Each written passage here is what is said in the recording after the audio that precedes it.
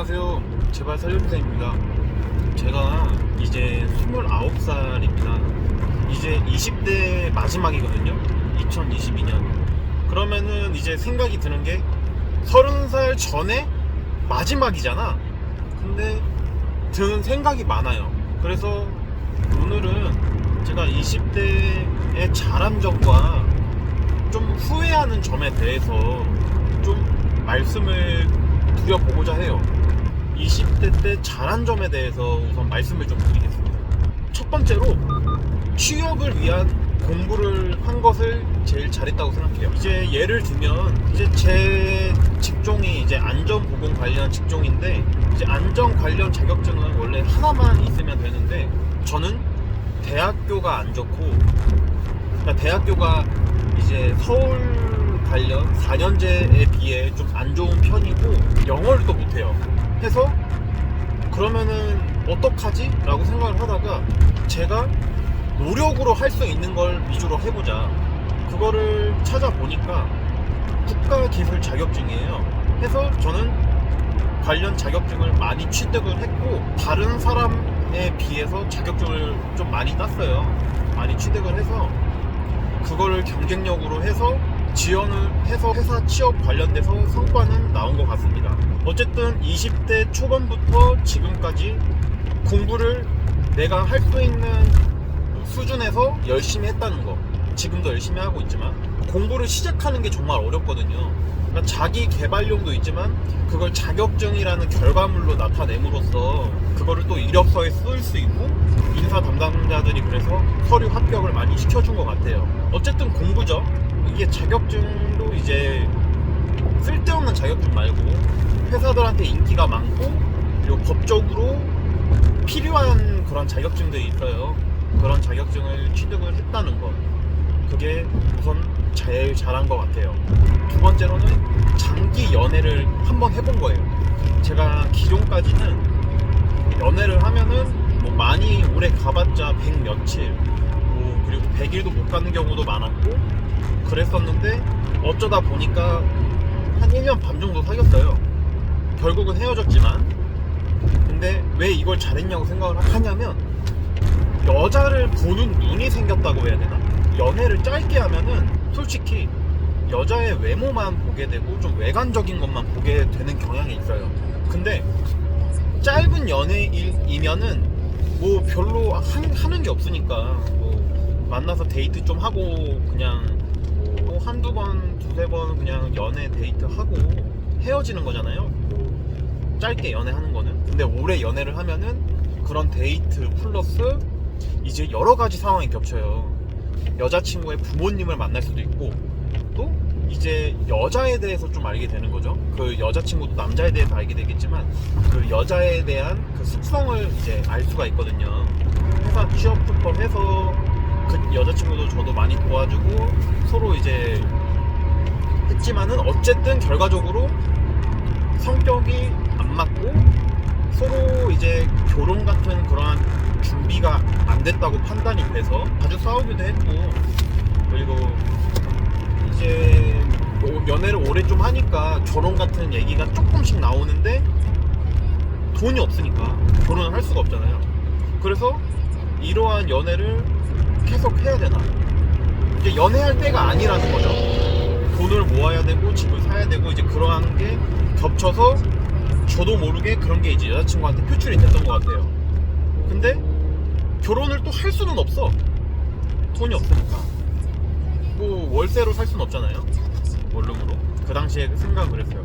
그래서 결국 헤어졌습니다. 이 장기 연애를 함으로써 여자를 보는 관점이 생겨요. 이러한 여자를 만나야 되겠다. 또 나와 맞는 여자를 이제는 만나야 되겠다라는.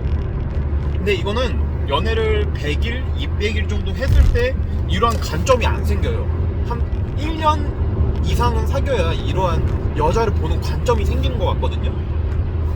이거는 사람마다 그 여자의 보는 관점, 이제 어떤 여자가 나와 맞고 이런 거는 사람마다 모두 다르기 때문에 이렇게까지밖에 말씀을 못 드리겠어요. 다시 말씀드리면 연애를 1년 동안 오랫동안 해라. 전제 조건이 있죠. 제가 좋아해야 되고 상대방도 어느 정도 저한테 호감이 있는 그런 연애를 말하는 거예요. 뭐 억지로 좋아하지도 않는데 억지로 연애를 하라는 건 아니고 저도 마음이 있어야 되고 상대도 어느 정도 호감이 있어서 그러한 연애를 1년 이상 해보는 거를 저는 정말 잘한 것 같고, 그걸로 인해서 여자를 보는 관점, 어떤 여자랑 결혼해야 되겠다 이런 게 생겼다는 거, 그거를 말씀드리고 싶었습니다. 솔직히 요 연애를 이제 지금까지도 못 해보신 분들이 많이 계시겠지만 솔직히 기회는 생겨요. 기회는 대학생활도 하고 알바도 하면서 연애를 할 수 있는 그러한 자리, 그 기회가 생기잖아요.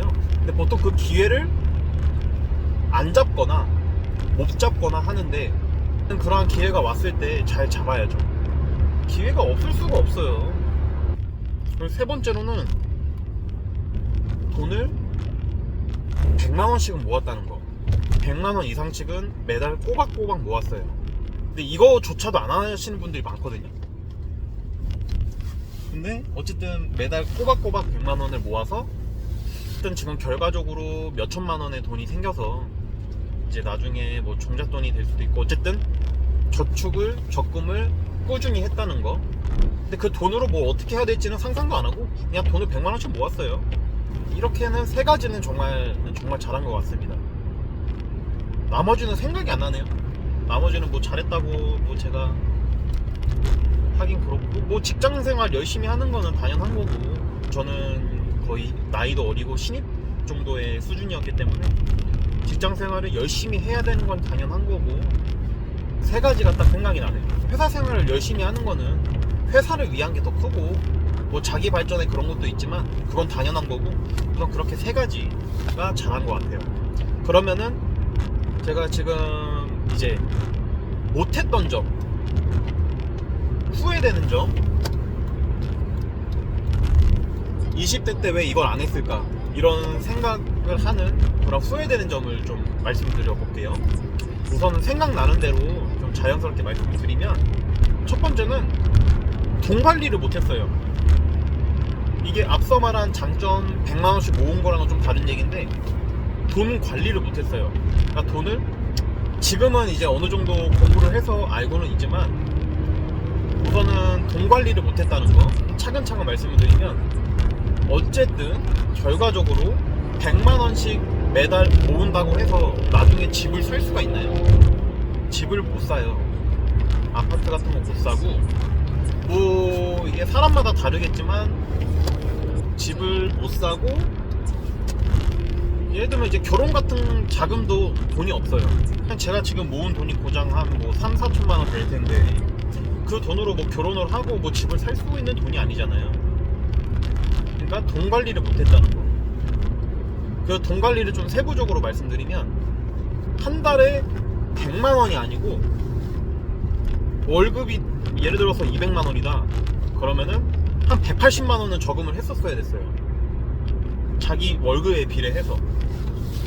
그러니까 예를 들어서 처음에는 뭐 초창기 땐 200만원 벌었으면 한 180만원씩 저금을 하고, 또 이제 나중에 연차가 지나서 300만원 월급을 받았으면 거기서 한 260만원, 270만원 이렇게 저금을 했었어야 됐는데, 저는 한 달에 100만원 정도, 뭐 가끔씩은 뭐 보너스 받으면 150만원 정도 적금을 했고, 나머지는 그냥 다 돈을 썼어요. 명품 옷 사고 뭐 신발 사고 자동차 사고 그랬어요. 근데 그 돈을 만약에 지금까지 모았으면은 1억 가까이 돈이 모았을 거고, 그리고 그 돈으로 집을 살 수 있었을 것 같아요. 아니면 집을 살 수 있는 그런 게 됐을 텐데, 이제 돈 관리를 못했던 거, 그거에 대해서 후회가 됩니다. 그래서 지금부터라도 하고 있어요. 결과적으로 말씀드리면 돈이에요.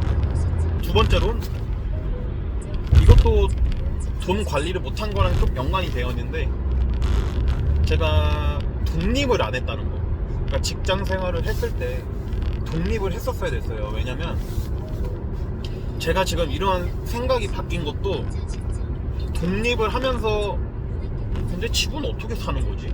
하면서 이러한 생각이 이렇게까지 발전이 된 거거든요. 근데 독립을 일찍 했더라면 더 빨리 깨달아서 돈도 많이 모으고 더 이제 목표점에 더 도달했었을 것 같은데, 독립을 해야 되는 이유가 집에서 가족들이랑 같이 살게 되면 밥이라든지 뭐 집 관리비, 그리고 청소, 고장났을 때 수리하는 거, 이런 거를 어머니 아버지가 다 해주시잖아요. 근데 혼자 살면은 그런 거를 이제 자기 혼자가 해야 되거든요. 그러면서 이제 발전을 하는 거죠. 20년 동안 엄마 아빠가 저를 보호해주고 키워주셨고, 그 이후에는 이제 제가 혼자 독립을 함으로써 이제 나 혼자서도 이제 저를 지킬 수 있을 정도의 그러한 그러한 힘을 키워야 되는데, 이제 그게 후회가 돼요. 그리고 독립을 하면 좋은 점이, 나중에 집을 분양을 받을 때 주택 청약이라는 걸 해요. 주택 청약을 지원한다고 다 당첨되는 게 아니라 유리한 그 가산점 같은 게 있는데, 이게 혼자 독립을 하게 되면 무주택자라고 해가지고 주택 이제 집을 살 때 가산점을 받아요. 만약에 제가 취직을 하자마자 독립을 했더라면 그 이제 무주택 기간이 대략 3-4년 정도 돼서 어느 정도 가산점이 많이 붙는 형태인데, 저는 지금 독립을 한 지 얼마 안 돼서 한 지금 7개월 정도밖에 안 돼요. 분양받는 거는 현실적으로 매우 힘들어요.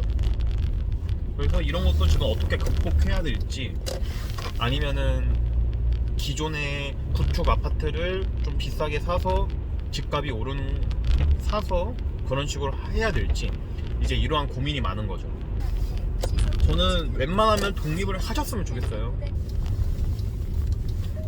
이러한 거를 20대 초반, 중반 친구들이 좀 참고하셔서 더 나은 삶을 위해서 좀 보탬이 되셨으면 좋겠어요. 이상 마치겠습니다.